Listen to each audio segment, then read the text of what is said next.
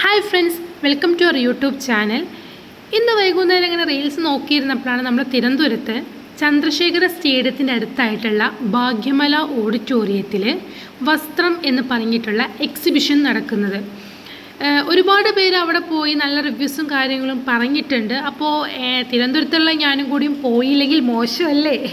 അപ്പോൾ ഞാനും ഹസ്ബൻഡ് വരാൻ വേണ്ടി വെയിറ്റ് ചെയ്യുമായിരുന്നു. അങ്ങനെ ഹസ്ബൻഡ് വന്ന് ഞാനും ഏട്ടനും കൂടിയും ഈവനിങ് അങ്ങോട്ടേക്കുള്ള യാത്ര തിരിച്ചു. പോകുന്ന വഴിക്ക് കുറേ കാലമായി ഞാൻ കേൾക്കുമായിരുന്നു കേരള നിയമസഭ എന്ന്. ഇതുവരെ കണ്ടിട്ടില്ല. തിരുവനന്തപുരത്ത് ഇത്രയും കാലം ഉണ്ടായിട്ട് പിന്നെ ആദ്യമായിട്ടാണ് ഞാൻ കേരള നിയമസഭ കാണുന്നത്. ഫൈനലി നമ്മളെ വസ്ത്രം എക്സിബിഷൻ നടക്കുന്ന അവിടെ എത്തി. പക്ഷേ അൺഫോർച്ചുനേറ്റ്ലി അവിടെ ക്ലോസ്ഡ് ആക്കിയിട്ടുണ്ട്. നൈറ്റ് 9 മണി വരെ നമുക്ക് അവിടെ ഓപ്പൺ ആയിട്ടുള്ളൂ.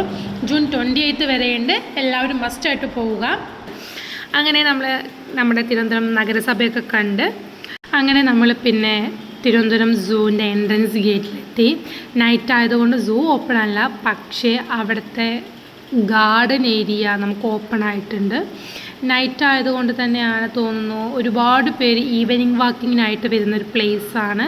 നല്ല കാം ആൻഡ് ക്വയറ്റ് ആയിട്ടുള്ള സ്ഥലമാണ്. നമുക്ക് എന്തെങ്കിലും സ്ട്രെസ്സോ കാര്യങ്ങളോ വരുമ്പോൾ അവിടെ പോയിരുന്നാൽ ഓക്കെ ആവും തോന്നുന്നു. എന്നെ സംബന്ധിച്ച് എനിക്ക് അവിടെ പോയപ്പോൾ വളരെയധികം ഹാപ്പിനെസ് ഫീൽ ചെയ്തു.